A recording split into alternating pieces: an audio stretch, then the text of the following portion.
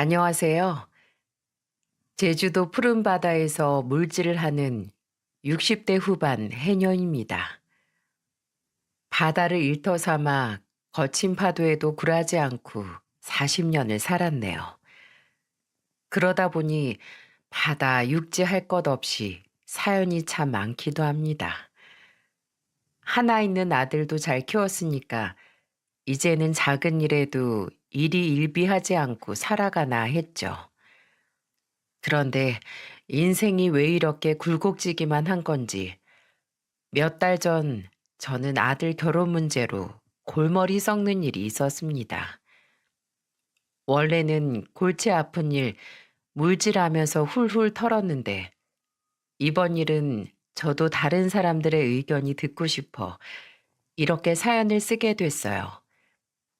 그러니 제 굴곡진 사연 들어주시고 부디 많은 조언 부탁드립니다. 저는 일찍 남편을 먼저 떠나보내고 혼자서 아들을 키웠어요. 제주도에서 신혼생활을 시작했던 저는 아들을 낳고 얼마 지나지 않아 바다에 남편을 뺏기고 말았죠. 바다에서 남편 잃고 해녀로 살면서 아들 키웠다고 하면 사람들이 참 지독한 사람이라고 해요. 그런데 어쩌겠습니까? 배운 게 도둑질이라고 물질 말고는 아들과 둘이 살 방법이 없으니까 다시 바다로 갈 수밖에 없었습니다. 제 남편은 유독 어려운 상황에 있는 사람을 보면 그냥 지나치지를 못하는 사람이었어요.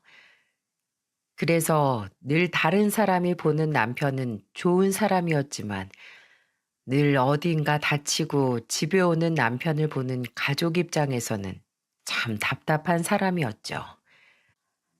자기 몸 살릴 줄도 모르고 도움이 필요한 상황에 무조건 나서는 남편을 보면 저러다 언제 한번 큰 사고 나는 건 아닌가 노심초사였답니다. 그러다 하나뿐인 석현이가 태어난 지 얼마 안 됐을 때 정말 날벼락 같은 사고가 터진 거예요. 당시 집에서 어린 석현이를 보고 있는데 경찰서에서 남편이 응급실에 있다는 전화가 걸려온 겁니다. 그 전화를 받고 저는 반쯤 정신 나간 여자처럼 병원으로 달려갔습니다. 병원에 도착하자마자 그곳에 있던 경찰에게 물었어요. 제 남편 어디 있어요? 대체 무슨 일이 있었길래 멀쩡히 출근했던 사람이 응급실에 있어요? 남편분이 공무원이시죠? 바다에 빠진 학생을 보고 구하려고 뛰어드셨던 것 같은데 안타깝게도 두 분 다 사망하셨습니다. 그때 경찰의 말에 저는 다리에 힘이 풀려 바닥에 주저앉아 버렸어요. 경찰 말로는 물에 빠졌던 청년을 보고 남편이 빠르게 달려갔지만 물에 빠져서 허우적거리는 사람을 혼자서 구하는 건 무리였을 거라고 하는 거예요. 지금이야 바닷가에 구조요원이 많이 있지만 40년 전에는 바닷가에 구조요원이 있는 게 흔치 않았죠. 결국 저는 석현이가 돌도 되기 전에 남편을 떠나보내야만 했습니다. 장례식이 끝난 후에도 한동안 남편이 바다에서 죽었다는 생각 때문에 물질도 못할 만큼 힘들었죠. 하지만 제가 슬픔에만 빠져 마냥 일을 안 할 수도 없는 일이었어요. 아무리 다른 일을 해보려 해도 영 손에 잡히지도 않고 돈도 잘 벌리지 않아서 어쩔 수 없이 전 다시 바다로 나갈 결심을 했던 겁니다. 해녀는 저승에 돈 벌어서 이승에 쓰는 여자들이라고 할 만큼 바다는 위험천만한 곳이었어요. 그래서 정말 혹시나 저마저 잘못될까봐 바다에는 절대 안 간다면서 다짐했었죠. 하지만 배고프다며 우는 석현이를 보자 사는 게 지옥이 되겠구나 싶어서 다시 해녀의 삶으로 돌아가게 됐습니다. 오로지 석현이를 위해 한 물질이 벌써 40년째가 됐네요. 새벽부터 바다에 나가 오전에는 물질을 하고 오후에는 밭으로 가서 일했습니다. 그렇게 바다와 육지를 오고 가면서 키운 석현이는 어떤 사람이 됐는 줄 아십니까? 정말 제주도 해녀의 근성으로 키워낸 석현이는 자랑스러운 변호사가 됐어요.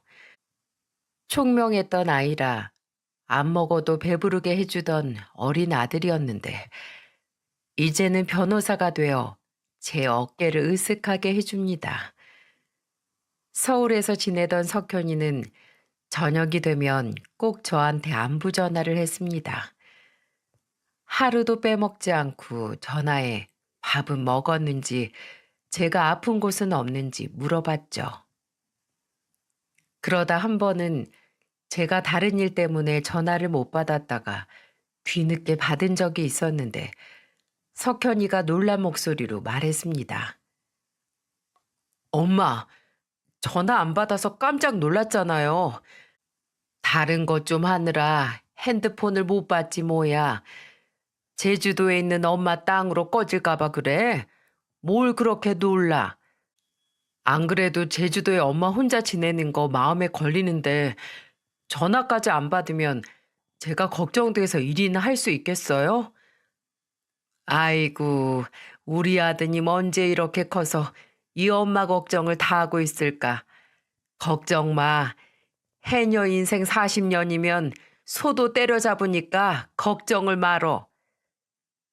저는 대수롭지 않게 말했는데 석현이는 제주도에서 혼자 지내는 저를 많이 걱정하고 있었던 겁니다. 그때 석현이 말을 듣고 저는 괜히 가슴이 뭉클해지기까지 했어요. 남편도 없이 이 작은 아이를 어떻게 키우나 앞길이 까마득했는데 이제는 석현이가 저를 걱정하고 있는 걸 보니 다 키웠구나 싶었죠. 어느덧 30대 후반이 된 석현이가 전문직이라 그런지 주변에서 선자리도 참 많이 들어왔습니다. 주변에서는 석현이 소개 좀 시켜달라고 난리였지만 저는 한 번도 선 한 번 보라고 권유하진 않았습니다. 정말 사랑하는 사람을 만나서 살기 바랬던 마음이었죠. 그래도 내심 우리 석현이는 어떤 여자를 만날까 궁금하기도 했어요. 그저 착한 여자 만나 오순도순 잘 살면 더 바랄 게 없다고 생각했습니다.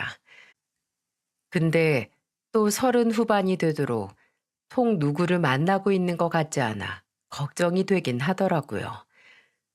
그 후 석현이가 여름 휴가를 앞두고 집에 3박 4일 정도 있겠다면서 연락을 하는데 깜짝 놀랄 말을 했습니다.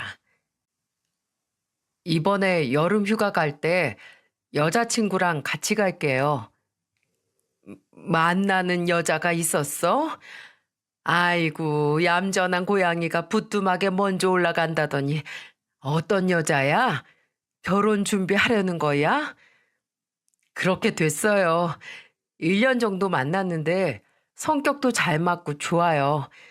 아무래도 같은 변호사라 그런지 일적으로 도움되는 부분도 많아서 의지할 수 있는 사람이에요. 우리 아들 여자 보는 눈도 좋겠지. 이 엄마가 맛있는 거 잔뜩 해둘 테니까 꼭 같이 와.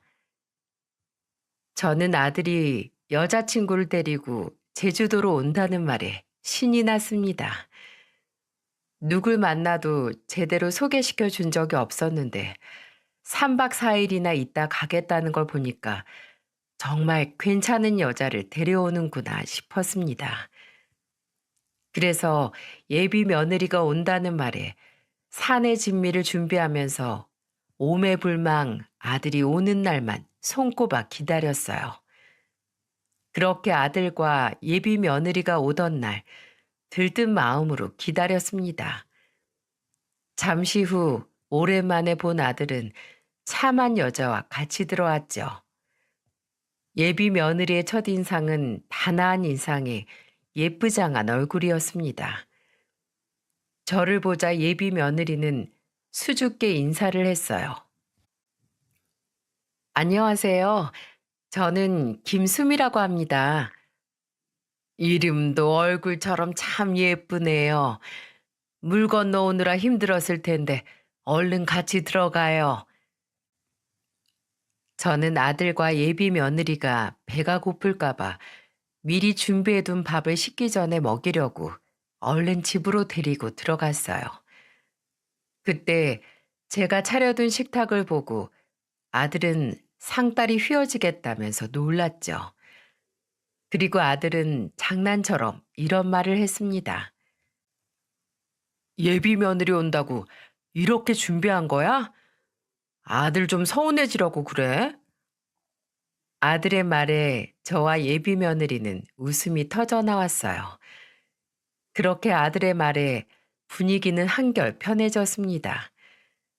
저 혼자 늘 조용했던 집에 예비 며느리가 온다는데 대체 무슨 말을 어떻게 해야 되나 걱정했는데 아들의 장난에 긴장이 조금 풀렸죠. 식탁에 둘러앉아 저는 예비 며느리를 보며 말했습니다. 뭘 좋아하는지 몰라서 한다고 해봤는데 입맛에 맞을지 모르겠네요. 아니에요. 저 해산물 엄청 좋아해요. 그리고 저 그냥 딸이라고 생각하시고 말 편하게 해주세요. 부침성 좋은 예비 며느리는 저한테 딸처럼 생각해달라고 말하는 거예요. 그래서 저도 말을 편하게 하면서 이것저것 물어볼 수 있었죠. 단아한 얼굴에 부침성까지 좋은 예비 며느리를 마다할 시어머니가 있겠습니까? 그때 저는 아들이 정말 사람 제대로 볼 줄 아는구나 싶었습니다. 하지만 옛말에 사람은 길게 봐야 한다는 말이 있듯이 제가 본 건 예비 며느리 원래 성격 중 빙산의 일각이었어요. 지금 생각해 보니까 며느리가 저한테 딸처럼 생각하고 말 편하게 하라고 한 순간부터 말을 참 많이 했었던 기억이 납니다. 같이 밥을 먹는 내내 밥이 입으로 가는지 코로 가는지 모를 정도로 쉴 새 없이 말을 하는 거예요. 그날 비행기를 타고 출발하는 순간부터 제주도에 도착할 때까지 있던 모든 일을 다 털어놓는 걸 보고 깜짝 놀랐죠. 첫인상과 다르게 예비 며느리가 수다스러운 면이 있길래 조금 놀라긴 했습니다. 그런데 아무리 좋은 말이라도 너무 과하면 힘들어지지 않습니까? 저는 밥을 먹다 말고 예비 며느리한테 넌지시 말했습니다. 하고 싶은 말이 많았나 본데 우선 밥부터 먹어. 나머진 이따가 밥 먹으면 들을게. 어머, 저도 모르게 그만 말이 많아졌네요. 어머님이 너무 편하게 해주시니까 저도 모르게 편했나 봐요. 우선 밥부터 맛있게 먹을게요. 엉뚱한 예비 며느리 모습에 저도 모르게 웃음이 나왔어요. 아들은 익숙한 듯 그냥 웃기만 하고 있었죠. 그래서 처음에는 참 밝은 사람이구나 싶어서 괜찮다 싶은 생각이 들었습니다. 말도 없고 꿍에 있는 사람보다야 100번 낫지 않습니까? 이때만 해도 예비 며느리가 참 밝구나 싶었죠. 하지만 식사 후 본격적인 대화를 나누기 시작할 때부터 어딘가 이상했습니다. 처음에 밥을 다 먹고 난 뒤 저는 커피를 한 잔씩 타주려고 했어요. 그런데 그때 예비 며느리가 믹스 커피를 들고 있는 저를 보면서 놀란 목소리로 이렇게 말했죠. 어머님, 설마 같이 마시자고 한 커피가 이 믹스 커피예요? 어, 이건데 왜 그러니? 아, 전 믹스 커피 안 마셔요. 아이스 아메리카노 없을까요? 얼음 들어간 시원한 커피 마시고 싶어요. 그리고 솔직히 제가 믹스 커피를 어떻게 마셔요? 저 이런 싸구려 커피 마셔본 적 없어요. 저는 갑작스러운 예비 며느리의 반응에 뭐라고 해야 할지 말문이 막혀버렸습니다. 예비 며느리가 대뜸 믹스 커피 못 마신다고 할 줄은 상상도 못 했거든요. 그래서 혹시나 몸이 어디 불편해서 못 마시는 줄 알고 걱정스러운 목소리로 예비 며느리한테 물었죠. 왜 믹스 커피를 못 마셔? 혹시 몸이 어디가 안 좋아? 젊은 사람이 어디가 아프길래 믹스 커피를 못 마셔? 아니요.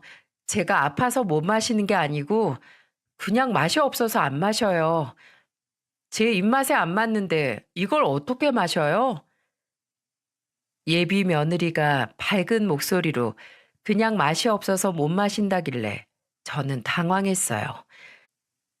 제주도에서 물질만 하니까 요즘 젊은 사람 만나볼 기회도 없고 아들도 워낙 주는 대로 잘 먹으니까 너무 당연하게 예비 며느리도 잘 마실 줄 알았죠. 그런데 또 한편으로는 여기가 카페도 아니고 어떻게 다 취향에 맞춰주겠습니까?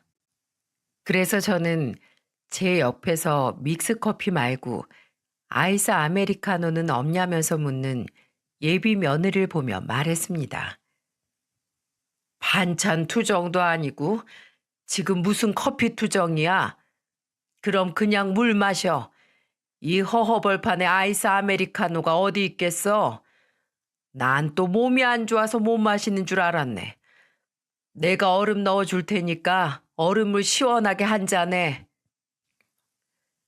제가 얼음물을 주겠다면서 말하자 예비 며느리는 어쩔 수 없다는 듯 알겠다고 하더군요.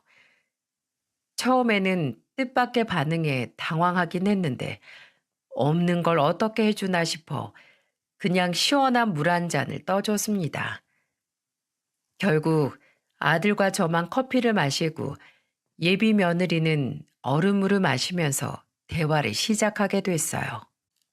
저는 예비 며느리에게 궁금했던 것들을 물어봤습니다.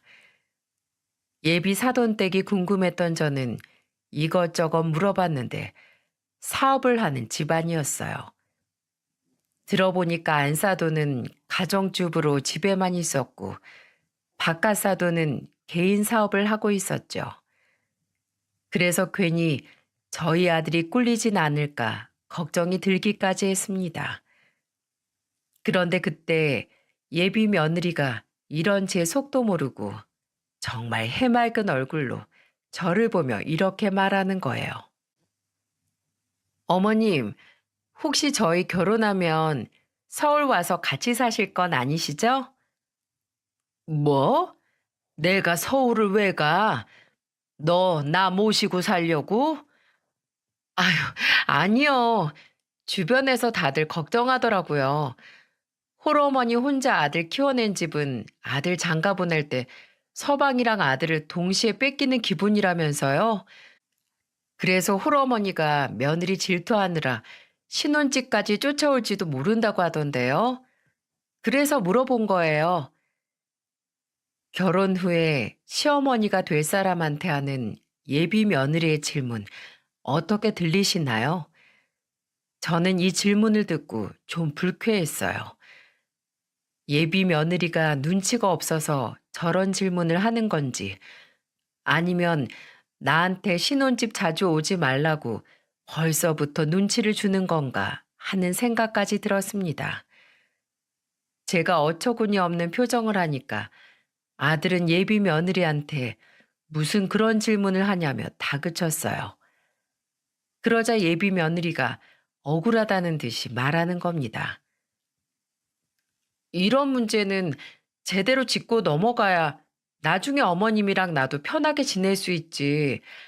결혼했는데 갑자기 같이 살게 되면 난 어떻게 살아? 너는 걱정도 팔자다. 이 좋은 제주도를 두고 왜 꽉 막힌 서울로 가겠어? 네가 나한테 서울 오라고 바짓가랑이 붙들고 매달려도 안 갈 테니까 그 엄한 소리 하려거든 하지 마. 어머님, 혹시 화나신 건 아니죠? 저는 그냥 어머님이랑 작은 오해 없이 지내고 싶어서 그랬던 거예요. 됐다. 너야말로 서울살이에 지쳤네 만회하면서 은근슬쩍 제주도에 눌러앉을 생각 마라. 예비 며느리의 선을 넘는 질문에 저는 기분이 안 좋았습니다. 그래서 예비 며느리한테 저도 모르게 단호한 목소리로 한마디 한 거예요. 결국 저는 커피 마시면서 여러 대화를 나누려다가 쓸데없는 말에 기분만 상해버렸어요. 그날 저녁 아들은 제 방으로 와서 저한테 조심스럽게 묻더군요. 엄마, 아까 기분 안 좋으셨죠? 나쁜 애는 아닌데 가끔씩 저렇게 눈치 없을 때가 있어요. 내가 언제 너 결혼하면 나 데리고 살라고 한 적 있니? 나는 너 장가 가도 여기서 쭉 혼자 살 거야. 근데 왜 아무 생각도 없던 사람을 아들 뺏기고 심술 부릴 사람으로 만들어? 최근에 결혼한 친구가 시어머니랑 같이 살게 됐는데 그게 신경 쓰였나 봐요. 오늘 엄마가 직접 말했으니까 앞으로는 그런 무례한 질문 안 할 거예요. 벌써 싹이 글렀어. 여기 있는 내내 내 속을 다 뒤집어 놓고 가겠구만 뭘. 저도 모르게 아들한테 퉁명스러운 대답이 나왔어요. 첫날부터 시집살이 할 것 같은 시어머니 취급을 당했는데 기분이 좋을 리가 없었죠. 그런데 아들의 말을 들어보니까 예비 며느리 친구 중에 최근 결혼한 친구가 갑작스런 일로 시어머니와 같이 살게 되면서 걱정을 하는 것 같다는 겁니다. 솔직히 아들의 해명도 탐탁지 않았죠. 저 같은 경우에는 아들과 예비 며느리가 휴가처럼 3박 4일 쉬러 왔던 것처럼 만약에 제가 아들 보러 서울 갔을 때 잠깐은 자고 갈 수 있는 거 아닙니까? 제주도와 서울은 엄청 먼 거리인데 당연히 어떻게 하루만 딱 보고 오겠어요. 그래서 저는 예비 며느리가 결혼 전부터 선을 긋는 것 같아 기분이 안 좋았는데 다음 날은 정말 가관이었죠. 그 다음 날에는 제가 새벽에 물질을 나가야 했어요. 보통 물질 한번 나가면 새벽에 나가 오후 점심이 조금 지난 시간에 들어오는 게 보통이었습니다. 다음 날 괜히 싫어온 애들 깨우고 싶지 않아 조용히 새벽에 일을 하러 나갔죠. 새벽에 나가 물질을 하고 오후쯤 무트로 돌아왔는데 저를 기다리고 있는 아들을 보고 깜짝 놀랐어요. 당연히 집에 있을 줄 알았던 아들이 저를 기다리고 서 있는 걸 보고 놀란 목소리로 말했죠. 석현아, 집에서 쉬고 있지 뭐하러 왔어? 그냥 엄마 일하러 간 것 같길래 배고플까 봐 밥 좀 차려두고 나왔어요. 뭐? 네가 밥을 차렸어? 이야, 이게 얼마 만에 받아보는 아들 밥상이야. 내가 말년에 호강하는구나. 아들의 말에 저는 피곤함도 잊은 채 아들과 같이 집으로 향했습니다. 어릴 때 석현이가 저를 기다리면서 밥을 차렸던 때가 생각이 나기도 하고 오랜만에 받아보는 밥상에 설레는 마음으로 집으로 갔습니다. 그런데 저의 이런 기대가 한 번에 부서지고 말았어요. 저는 석현이와 집에 도착하자마자 눈앞에서 벌어진 광경에 입이 떡 벌어졌어요. 왜냐면 석현이가 차려놓고 나간 밥상을 예비 며느리가 먹고 있는 겁니다. 진짜 기가 막혔어요. 그때 아들이 예비 며느리를 보고 소리치며 말했습니다. 그걸 왜 먹고 있어? 내가 나갈 때 분명 우리 엄마 모시고 와서 같이 먹자고 했잖아. 아니, 어머님 모시러 나간 사람이 한참 지나도 안 오길래 어머님 모시고 외식하러 간 줄 알았지. 그럼 전화를 해서 물어봤어야지. 왜 혼자 판단해서 먹고 있어? 일하고 오시면 얼마나 힘드신데. 그리고 배가 고팠으면 좀 차려 먹지. 그걸 먹고 있으면 어떡해? 배고파서 그랬어. 아침도 못 먹었는데 배가 고플 수밖에 없잖아. 예비 며느리는 배가 고팠다면서 아들이 해둔 갈비찜을 반이나 먹었더군요. 아들은 답답한 듯 한숨을 내쉬었습니다. 처음에는 예비 며느리가 밥을 먹고 있길래 무슨 밥인지 모르고 먹은 줄 알았어요. 그런데 다 알고도 먹었다니까 기가 막혔죠. 그때는 오전 내내 물질하느라 힘들어서 식탁에 앉으면서 말했습니다. 배가 고팠다니까 뭐 먹는 거야 이해하는데 석현이가 말하고 갔으면 좀 그냥 차려서 먹질 그랬어. 다른 곳 가서 어른 밥상 혼자서 막 먹고 그러면 부모한테 뭘 배워왔냐고 욕하는 거야. 널 자랑스럽게 생각하는 부모님 욕먹이면 좋겠니? 나이가 들수록 사람은 행동을 가볍게 하면 안 되는 거야. 어머님, 혹시 제가 먼저 밥 먹고 있다고 저희 부모님 욕하실 거예요? 아니, 내 말은 그게 아니라 어디 가서 이렇게 하면 남들이 뭐라고 한다는 거지. 그럼 어머님도 욕할 수 있다는 거네요? 욕하지 마세요. 다음에는 안 먹을게요. 와, 정말 태어나서 이런 사람 처음 봅니다. 이날 물질에서 힘들지만 않았어도 버럭 화를 냈을 텐데 도무지 말이 안 통해서 대화를 할 수가 없었어요. 듣는 분들도 어이없지 않습니까? 그날 결국 아들이 차려준 갈비찜은 며느리가 냄비째 먹다가 남긴 걸 먹었어요. 아들이 괜히 미안해하길래 저는 괜찮다면서 아들을 달랬습니다. 밥을 먹는 내내 며느리는 아직 식사가 끝나지 않았는지 저랑 계속 같이 먹는 거예요. 결국 며느리랑 저랑 밥을 같이 먹은 저는 정말 약이 바짝 올랐죠. 대놓고 나쁘다고 할 수도 없고 그렇다고 완전 착한 그런 사람 같다는 생각도 안 들었거든요. 정말 답답했던 와중에 그날 저녁 제대로 터지고 말았습니다. 아들도 왔고 예비 며느리도 와서 외식을 하러 나갔어요. 집 근처에 있던 곳인데 전복 요리를 하는 식당으로 걸어가는데 앞쪽에 한눈에 봐도 뚱뚱한 사람이 눈에 들어왔습니다. 그런데 그때 예비 며느리가 뭐라고 했는 줄 아십니까? 본인은 목소리를 낮게 한다고 했겠지만 들으려고 집중하지 않아도 주변에서 들릴 것 같은 소리로 말했습니다. 우와, 어머님, 저 태어나서 저렇게 뚱뚱한 사람 처음 봐요. 앞에 가는 뚱뚱한 아주머니를 보고 예비 며느리가 이렇게 말하는 거예요. 솔직히 대통령 없는 자리에선 나라님 욕도 한다는 말 있지 않습니까? 그런데 그것도 당사자가 없는 자리에서 해야 되는데 그날은 예비 며느리가 바로 앞에 있는 사람을 보며 놀란 목소리로 말하니까 너무 깜짝 놀랐어요.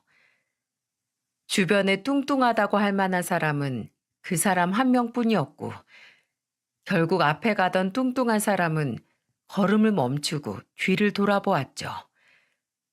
정확히 예비 며느리를 쏘아보고는 싸움이 날 뻔했던 걸 아들이 겨우 말렸습니다. 그리고 아들은 예비 며느리를 보면서 말조심 좀 하라면서 다그쳤어요. 그런데 예비 며느리는 뭐가 그렇게 억울한지 아들을 보며 말했습니다. 내 눈으로 보고 느낀 걸 내 입으로 말하는데 뭐가 문제야? 내가 거짓말한 것도 아니고 답답해 죽겠네. 무슨 7살짜리 애를 데리고 다니는 것도 아니고 듣다 너무 답답해서 예비 며느리를 보며 소리쳤습니다. 얘, 너한테만 눈 달려 있는 거 아니야. 세상 사람 전부 다 눈 있고 입 있어. 근데 보고 들었다고 전부 말하고 살면 어떡하니? 네가 네 맘대로 뱉은 말 듣는 상대방 귀도 생각을 해야 될 거 아니야. 너 진짜 변호사 맞아? 왜 그렇게 철이 없고 푼수 같아? 저 그래도 일할 땐 승소율도 높고 꽤 인정받고 있어요.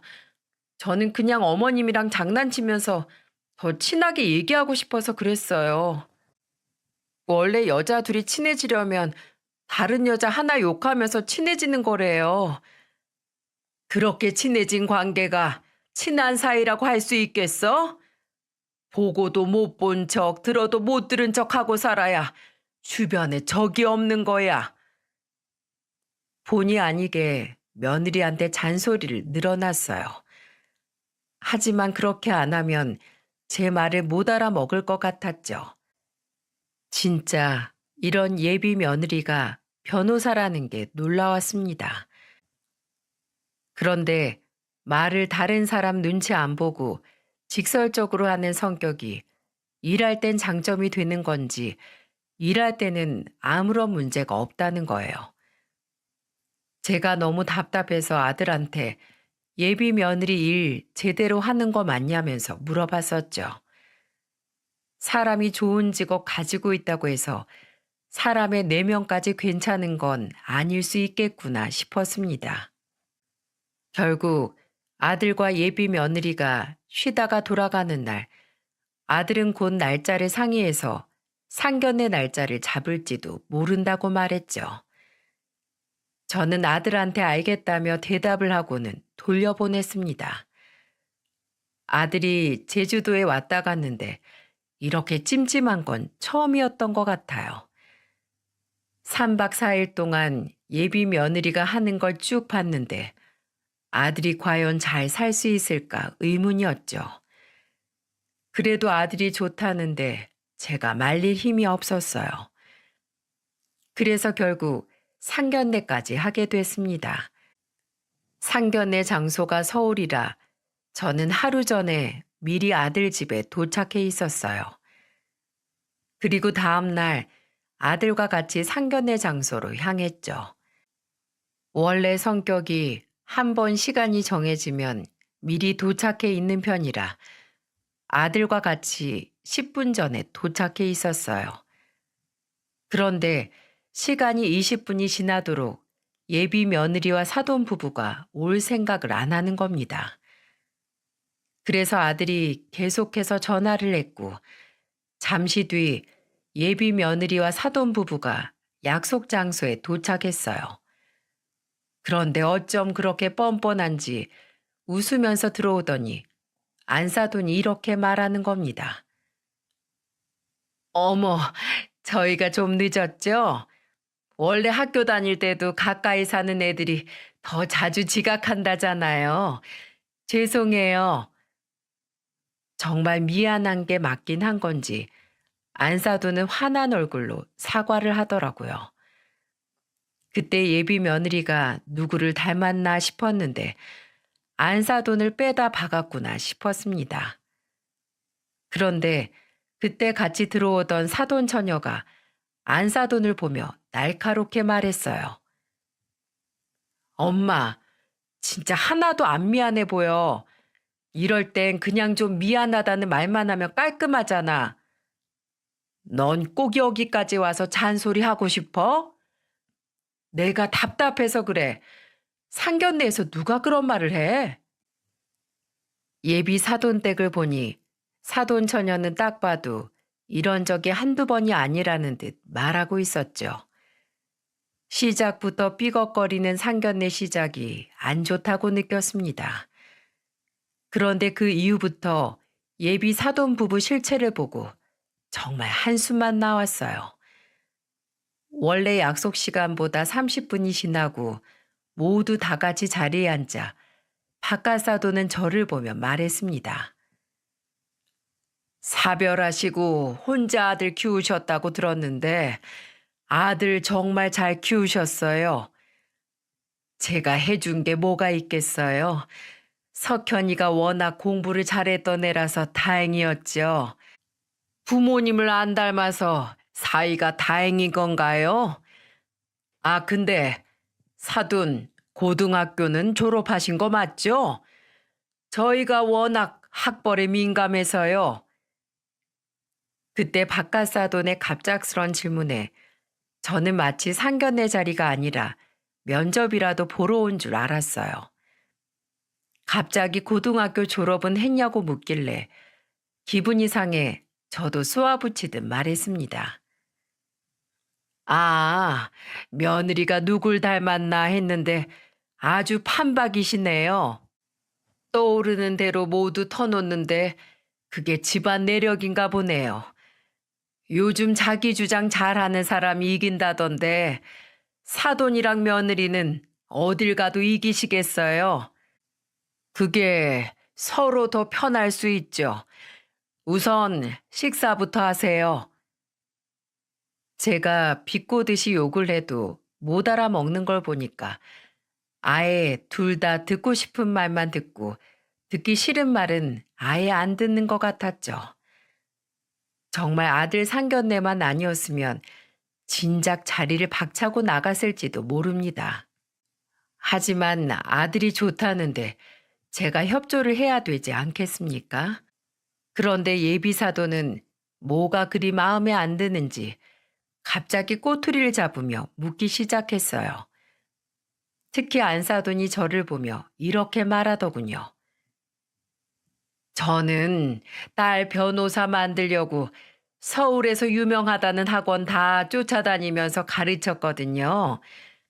근데 사돈은 아들 교육에 전혀 신경 안 쓰셨다면서요? 자기 공부 알아서 하는 거지 제가 시킨다고 하겠나요? 그리고 안 시켜도 알아서 워낙 잘하던 애라 걱정이 없었어요. 학교 공부 잘하면 됐지 학원 공부를 뭐하러 시켜요? 나중에 사교육 없이 자식 변호사 만들기 뭐 이런 거 책 쓰셔도 되겠어요. 근데 꼭 애들 학원 보낼 돈 없는 부모들이 사교육이 쓸데없다고 하더라고요. 그냥 솔직하게 돈 없어서 못 보낸다고 하면 될걸. 왜 그러나 몰라. 마지막 자존심인가 봐요. 안사도는 사교육 이야기를 하면서 갑자기 돈이 있네 없네 얘기까지 했어요. 그런데 뉘앙스가 꼭 제가 돈이 없어서 석현이를 혼자서 공부하게 만든 사람처럼 말하는 겁니다. 그때부터 안사돈이 뭔가 눈치가 이상했죠. 그래서 저는 안사돈을 보고 예비 며느리를 보고 느꼈던 걸 은근히 흘렸습니다. 근데 사교육 받고 큰 애들 보니까 꼭 다 알려줘야 알더라고요. 기본적인 눈치가 없다고나 할까요? 하나부터 열까지 다 알려줘야 알아먹고 영 보기 안 좋았어요. 나이 먹고도 눈치 없으면 누가 좋아합니까? 옳고 그른 게 뭔지 직접 눈치껏 배워야 하는데 그걸 못해서 좀 바보 같던데요. 사돈, 지금 누굴 보고 말씀하시는 거예요? 설마 우리 딸 보고 말하시는 거예요? 어머, 아닙니다. 왜요? 며느리 될 애가 눈치가 좀 없나요? 막 눈앞에 뚱뚱한 사람이 있으면 뚱뚱하다고 말해버리고 그래요? 누가 그래요? 제 딸은 안 그래요. 제 말에 안사돈은 당황해 보였고 그때 옆에 있던 사돈 처녀가 예비 며느리를 보며 말했습니다. 눈치 없는 사람 완전 언니 아냐? 언니 맨날 그런 막말하고 다니다가 여기저기서 싸움 날 뻔하잖아. 와, 어릴 때부터 학원을 그렇게 많이 다녀서 이렇게 됐나 봐. 언니 어떡하냐? 사돈 처녀는 옆에서 예비 며느리를 놀렸어요. 왠지 둘이 앙숙 같다는 느낌이 들었죠.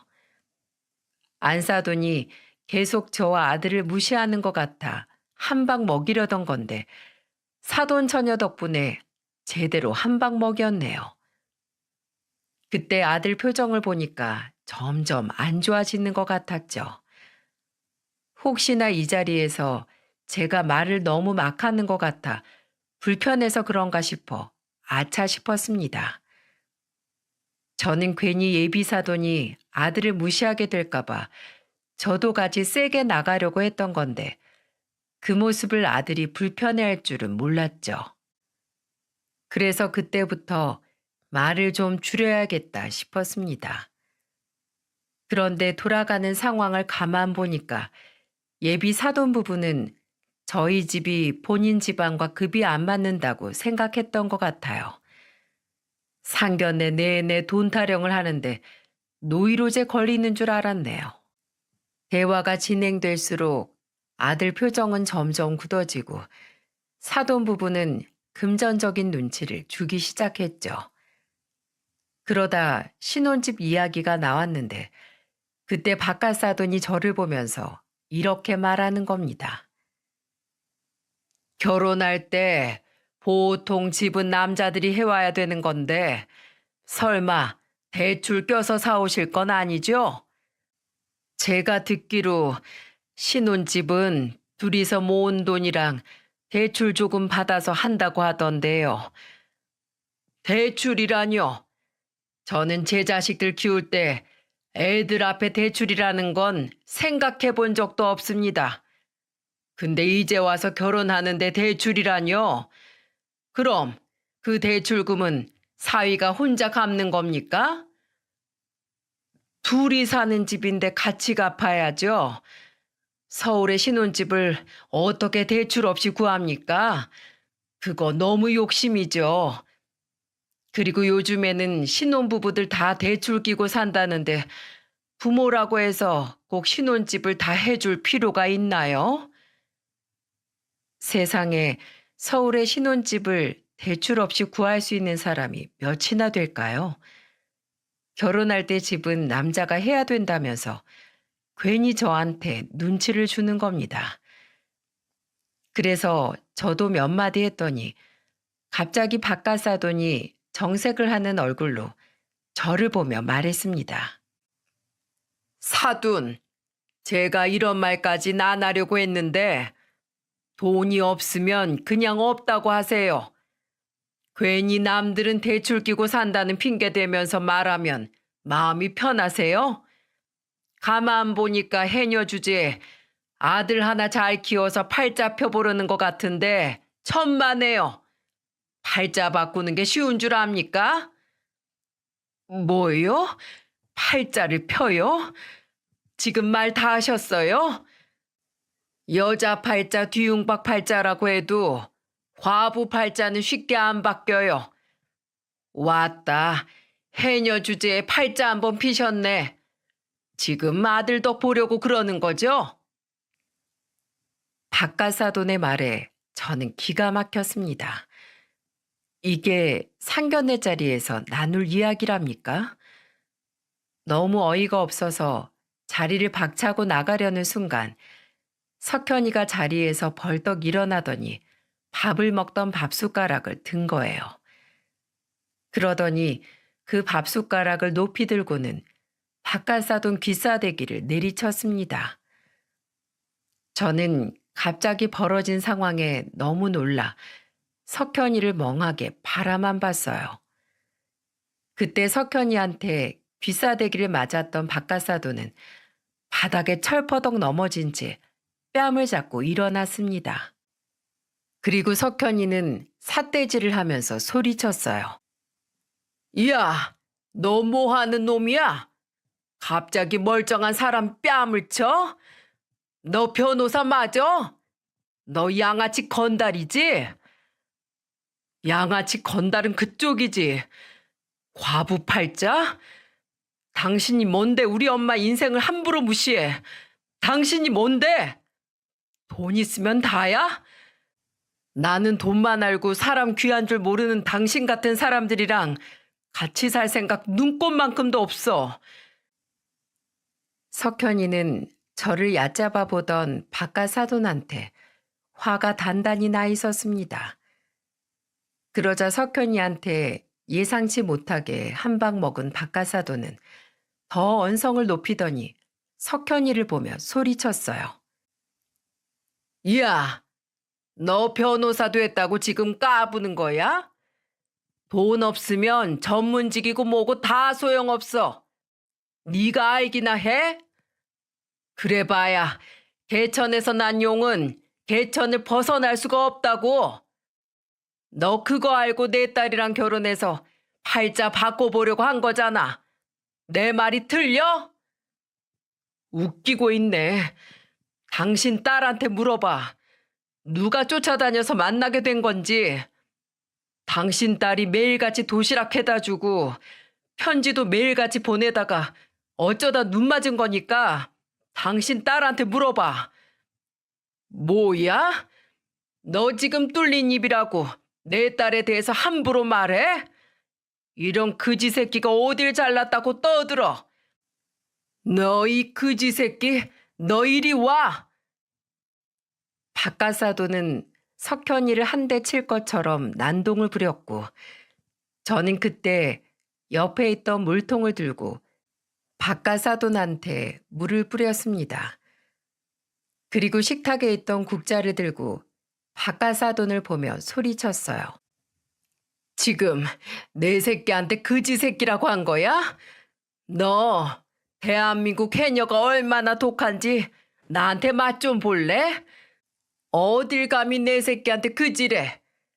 이런 교양머리 없는 집구석이랑은 절대 결혼 못해. 제가 국자를 들고 흔드니까 안사도는 소리를 지르다 그냥 뛰쳐나가 버렸고 예비 며느리는 겁에 질려서 식당 구석을 갔습니다. 그리고 사돈 처녀는 바깥 사돈을 잡고는 저한테 짧은 사과만 하고 끌고 밖으로 나가버렸어요. 순식간에 아수라장이 된 상견례 장소에는 저와 석현이 예비 며느리만 남아 있었어요. 그때 아들이 예비 며느리한테 가서 단호한 목소리로 말했습니다. 나는 어떻게든 너 눈치 없는 거 이해하면서 살아보려고 했어. 그래도 속은 나쁜 애가 아닐 수 있으니까. 너 그런데 아까 밖에서 친구랑 통화할 때 우리 집 털면 먼지만 나오는 집이라고 욕하더라? 그러면서 뻔뻔하게 이 자리에 앉을 수가 있어? 오빠, 미안해. 친구랑 통화하다가 나도 모르게 나온 말이야. 표현이 좀 듣기 거부겠지. 이해 좀 해줘, 한 번만. 아니, 나는 너도 이해 못하고 너희 집안도 모조리 다 싫어. 너 다신 연락하지 마. 석현이가 단호하게 말하고 나가려 하자 예비 며느리는 갑자기 다리를 붙들고 매달렸습니다. 그러더니 제발 자기를 버리지 말라면서 말했어요. 꼭 비련의 여주인공처럼 우는 예비 며느리를 떼어놓고 저는 이렇게 말했죠. 아들이 좋다고 해서 그동안 좋게 보려고 해봤는데 솔직히 네가 생각해도 너무했다 싶지 않어? 내 아들이 싫다면 나도 싫다. 그러니까 다신 이런 식으로 석현이 찾아오기만 해봐. 다시는 석현이한테 매달리지 말라고 엄포를 하고 나왔어요. 석현이는 식당을 나오자마자 눈물을 글썽거렸습니다. 저도 저지만 누구보다 상처받았을 사람이 석현이라는 생각이 들었죠. 그래서 말없이 석현이의 등을 토닥였어요. 그러자 석현이는 저를 보며 미안한 목소리로 말했습니다. 엄마, 죄송해요. 제가 너무 사람 볼 줄을 몰랐어요. 저 때문에 괜히 엄마까지 힘들게 했어요. 아니야. 나는 너 때문에 힘들었던 적 한 번도 없어. 오히려 너만 보면 힘이 나서 엄마 물질할 때도 전복도 3개씩 따고 그랬어. 너 알지? 해녀가 전복을 바다에서 따려면 어려운 거 너 알잖아. 나는 석현이 너만 떠올리면 좋았던 일뿐이니까 걱정하지 말어. 돈 없는 엄마라 내가 미안하다. 아니에요. 전 엄마한테 받은 게 더 많아요. 그리고 제가 정말 사랑해요, 엄마. 그날 저와 석현이는 서로를 안아주면서 위로를 해줬습니다. 저는 항상 석현이가 알아서 잘한다고 생각했는데, 이제 생각해보니 석현이는 제가 기뻐하는 모습이 좋아서 더 열심히 공부만 하려 했다는 생각이 들었어요. 끝까지 엄마한테 미안하기만 하던 석현이와 저는 같이 삼겹살에 소주를 한 잔씩 하면서 그날의 상처를 털었습니다. 그리고 석현이는 술을 마시다 저를 보며 이렇게 말했어요. 엄마, 앞으로 저 누구 만나면 다 엄마가 직접 보고 합격인지 아닌지 말해주세요. 난 이제 날 못 믿겠어요. 변호사님이 그렇게 말하면 지나가는 사람들이 다 웃네요. 그날 저는 석현이와 오랜만에 아무 걱정 없이 웃었던 것 같아요. 그리고 그 후 석현이는 예비 며느리와 헤어지기로 했다고 했죠. 저는 잘 됐다 싶었습니다. 평생 같이 살아야 할 인생의 동반자를 고르는 일인데 번갯불에 콩 볶듯이 구할 수 있겠습니까? 이혼보다는 파혼이 낫다고 저는 잘했다고 했죠. 그리고 제주도로 돌아가서 저는 변함없이 물질도 하고 오후에는 밭일도 하면서 지냈습니다. 그런데 한 번은 모르는 번호로 전화가 왔길래 받아보니까 예비 며느리인 거예요. 예비 며느리는 울먹이는 목소리로 이렇게 말했습니다. 어머님, 죄송해요. 정말 전화 안 하려고 했는데 오빠가 계속 제 전화를 안 받아서 이렇게 전화드렸어요. 저 정말 반성 많이 했고요. 이제는 제 문제가 뭔지 알았어요. 그러니까 제발 오빠 마음 좀 돌려주실 수 없을까요? 솔직히 저는 억울해요. 대체 네가 뭐가 억울하니? 그리고 네가 뭘 반성했다는 거야? 정말 반성했으면 이렇게 전화도 못 할 텐데 여기가 어디라고 전화야? 네? 아, 그게 제가 눈치도 없고 또, 또 믹스 커피를 싫어하고 정신 좀 차려라 정말. 너는 그 생각머리가 잘못된 거야. 뒤에서는 먼지 한 톨 안 나오는 집이라고 욕해놓고 이제 와서 잘못했다고?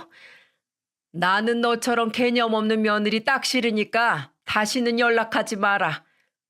그리고 너 석현이 찾아갔다가 나한테 걸리면 내가 가만 안 놔둘 거야. 알겠어? 예비 며느리는 제 호통에 놀랐는지 전화를 끊어버리더군요. 끝까지 어른 전화 마음대로 끊어버리는 걸 보니 정신 차리기는 글렀다는 생각이 듭니다. 그 후 예비 며느리는 2달 정도 석현이가 일하는 곳을 찾아갔다고 하더군요. 매일같이 전화에 문자까지 보내고 심지어는 일하는 곳까지 찾아가 접근 금지 명령까지 받았답니다. 왜냐하면 퇴근하는 석현이를 보자마자 달려가 안기는 바람에 신고를 안 할 수가 없었죠. 결국 경찰 신고까지 당하자 그때서야 예비 며느리는 석현이를 포기했어요. 진짜 그제서야 석현이는 완전히 끝났다면서 좋아했죠. 지금은 열심히 일하면서 헬스도 하고 자유롭게 살고 있답니다. 이제는 결혼에 관심도 없다면서 가끔씩 무료 법률 상담 봉사도 하면서 지내요. 제 아들이지만 무료 법률 상담을 하러 다닌다고 했을 때는 정말 멋있었어요. 시골의 법을 몰라서 억울한 일을 당한 어르신들께 법률 상담을 도와주고 있죠. 너무너무 기특해서 하늘에 있는 남편도 흐뭇해할 것 같아요. 석현이가 겪은 일은 이렇게 일단락됐습니다. 오히려 석현이는 그때 결혼을 안 한 게 다행이라고 합니다. 그만큼 잘못됐다고 생각했을 때 바로 잡는 게 중요한 것 같네요. 괜히 꾸역꾸역 끌고 가면 그게 제일 후회되는 일이 될지도 모르니까요. 그러니 여러분들도 긴가민가 하는 일이 있다면 때로는 과감한 선택을 해보세요. 그런 선택들이 인생을 좀 더 좋은 방향으로 끌어줄 겁니다. 모두들 제 사연 어떠셨나요? 늙으니까 하소연하다 보니 길어졌는데 그래도 끝까지 들어줘서 감사드립니다.